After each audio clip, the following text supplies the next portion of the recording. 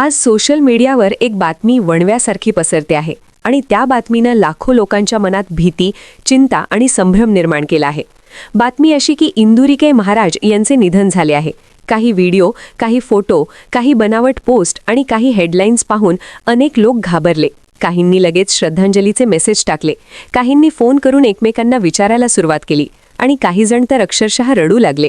पण खरंच ही बातमी सत्य आहे का, की ही अजून एक सोशल मीडिया अफवा आहे? हे जाणून घेणे आज अत्यंत महत्त्वाचे आहे, कारण आजच्या काळात खोटी बातमी खरी वाटावी इतक्या प्रोफेशनल पद्धतीने तयार केली जाते की सामान्य माणूस गोंधळून जातो. आणि म्हणूनच हा व्हिडिओ शेवटपर्यंत पाहणे खूप गरजेचे आहे, कारण आज आपण पाहणार आहोत काय खरं आहे, काय खोटं आहे आणि या व्हायरल बातम्यांच्या मागचं खरं वास्तव काय आहे. मित्रांनो, इंदुरीकर महाराज हे नाव महाराष्ट्राच्या कानाकोपऱ्यात पोहोचलेलं नाव आहे. कीर्तन, प्रवचन, समाज प्रबोधन, विनोदाच्या माध्यमातून गंभीर विषय मांडणारी त्यांची शैली, लाखो लोकांचे चाहते, गावागावात कार्यक्रम, यूट्यूबवर कोट्यावधी व्ह्यूज. अशा व्यक्तीबद्दल अचानक मृत्यूची बातमी येते तेव्हा लोकांना धक्का बसणं साहजिक आहे. पण आपण भावनेच्या भरात कोणतीही गोष्ट खरी मानण्याआधी थोडं थांबणं फार गरजेचं आहे, कारण इतिहास साक्षी आहे की याआधीही अनेक मोठ्या व्यक्तींबद्दल अशाच प्रकारच्या खोट्या मृत्यूच्या बातम्या पसरवल्या गेल्या आहेत. काही वर्षांपूर्वी एका प्रसिद्ध अभिनेत्याबद्दल अशीच बातमी पसरली होती. लोकांनी श्रद्धांजली वाहिली, पण काही तासांतच तो अभिनेता स्वतः लाईव्ह येऊन म्हणाला की मी जिवंत आहे. ही बातमी खोटी आहे. आणि आज पुन्हा तसंच काहीसं इंदुरीकर महाराजांच्या बाबतीत घडताना दिसत आहे. सोशल मीडियावर फिरणाऱ्या पोस्टमध्ये कुठेही अधिकृत स्रोत नाही, कुठेही कुटुंबियांची पुष्टी नाही, कुठेही महाराजांच्या संस्थेची घोषणा नाही. तरीही लोक एकमेकांना फॉरवर्ड करत आहेत आणि हाच सर्वात मोठा धोका आहे, कारण खोटी बातमी पसरवणारे लोक आपल्या भावनांचा फायदा घेतात. ते क्लिक्ससाठी, व्ह्यूजसाठी, लाईक्ससाठी अशा धक्कादायक हेडलाईन्स तयार करतात आणि आपण नकळत त्यांचा भाग बनतो. आता प्रश्न असा आहे की ही बातमी सुरू कुठून झाली? काही अज्ञात फेसबुक पेजेस, काही यूट्यूब चॅनल्स आणि काही व्हॉट्सॲप फॉरवर्ड्सवरून ही बातमी बाहेर आली. त्या पोस्टमध्ये जुने फोटो वापरले गेले. काही ठिकाणी तर इतर व्यक्तींच्या अंत्यसंस्कारांचे फोटो लावून ते इंदुरीकर महाराजांचे असल्याचा दावा करण्यात आला. आणि हे अत्यंत धक्कादायक आहे, कारण हे केवळ खोटं नाही तर गुन्हासुद्धा ठरू शकतो. मित्रांनो, आपण इथे एक गोष्ट लक्षात ठेवली पाहिजे. खरी बातमी असेल तर ती सर्वप्रथम मोठ्या न्यूज चॅनेल्सवर, अधिकृत वेबसाईट्सवर आणि विश्वसनीय पत्रकारांकडून येते. पण या प्रकरणात तसं काहीही घडलेलं नाही. कोणत्याही मोठ्या मराठी न्यूज चॅनलने इंदुरीकर महाराजांच्या मृत्यूची बातमी दिलेली नाही. म्हणजेच पहिल्याच स्तरावर संशय निर्माण होतो आणि हा संशयच आपल्याला सावध करतो. अनेक लोकांनी महाराजांच्या कार्यकर्त्यांना फोन करून विचारणा केली आणि तिथून मिळालेली माहिती अशी आहे की महाराज पूर्णपणे ठणठणीत आहेत. ते आपल्या नियमित कार्यक्रमांमध्ये सहभागी होत आहेत. म्हणजेच सोशल मीडियावर फिरणारी बातमी खोटी आहे. पण तरीही प्रश्न असा आहे की अशा अफवा का पसरवल्या जातात? यामागे काय मानसिकता आहे?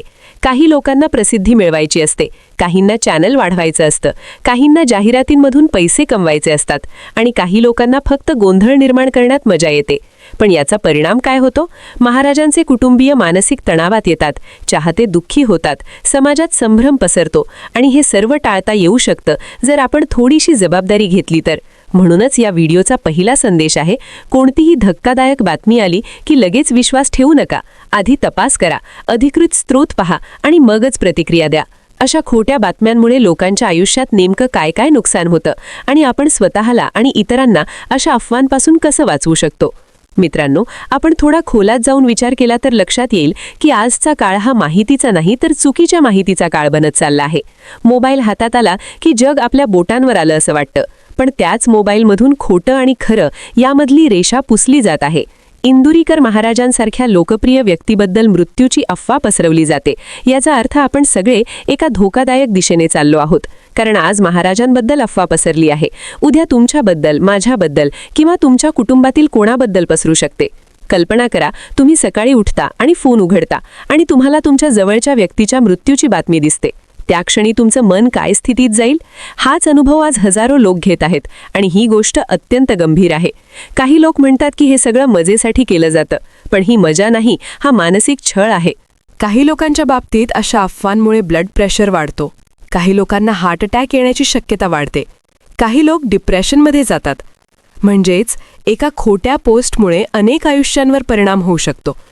आता प्रश्न असा आहे की आपण ओळखायचं कसं की बातमी खरी आहे की खोटी?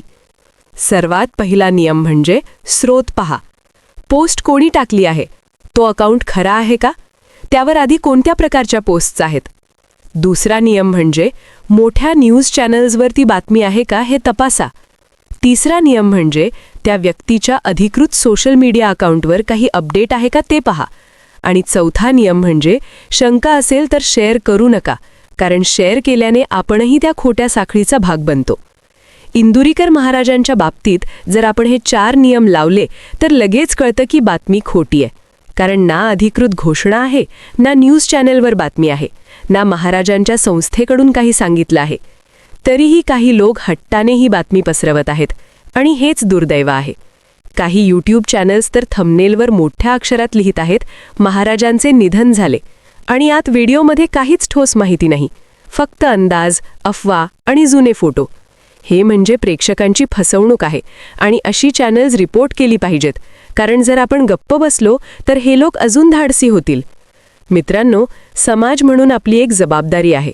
आपण ज्या व्यक्तींवर प्रेम करतो त्यांच्याबद्दल खोटी बातमी पसरू देऊ नये. उलट आपण सत्य पुढे आणलं पाहिजे.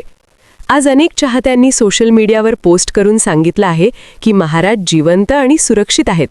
काहींनी तर अलीकडच्या कार्यक्रमांचे फोटो आणि व्हिडिओ शेअर केले आहेत. म्हणजेच सत्य आपल्या समोर आहे, पण तरीही खोट्या बातम्या जास्त वेगाने पसरतात, कारण खोटं धक्कादायक असतं आणि धक्का देणारी गोष्ट लोक जास्त शेअर करतात. म्हणूनच आपण थोडं थांबून विचार करायला शिकणं गरजेचं आहे.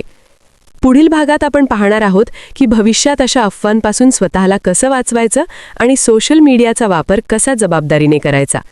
मित्रांनो, आता सगळ्यात महत्त्वाचा प्रश्न असा आहे की आपण पुढे काय करायचं.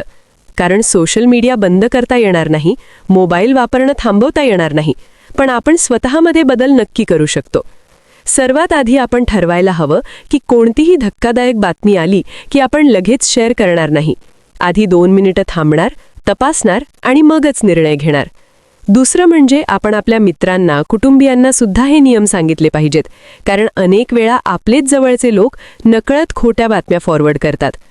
तिसरं म्हणजे जे अकाउंट्स सतत अफवा पसरवतात त्यांना ब्लॉक आणि रिपोर्ट करा, कारण ते समाजासाठी घातक आहेत.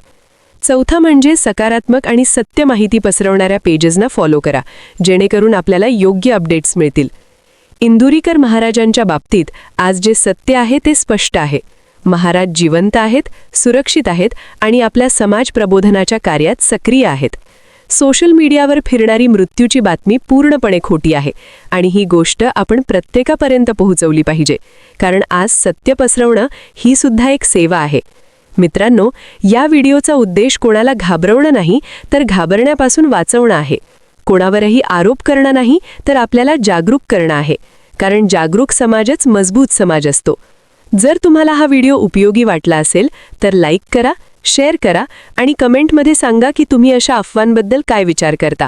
आणि सर्वात महत्त्वाचं म्हणजे या चॅनलला सबस्क्राईब करा, कारण इथे तुम्हाला नेहमी सत्य, तपासलेली आणि विश्वासार्ह माहिती मिळेल. आणि हो, पुढच्या वेळी जेव्हा अशी कोणतीही धक्कादायक बातमी दिसेल तेव्हा लगेच विश्वास ठेवण्याऐवजी या व्हिडिओची आठवण करा. थांबा, तपासा आणि मगच पुढचं पाऊल टाका, कारण तुमचं एक छोटंसं पाऊल अनेक लोकांना चुकीच्या मार्गावर जाण्यापासून वाचवू शकतं. धन्यवाद.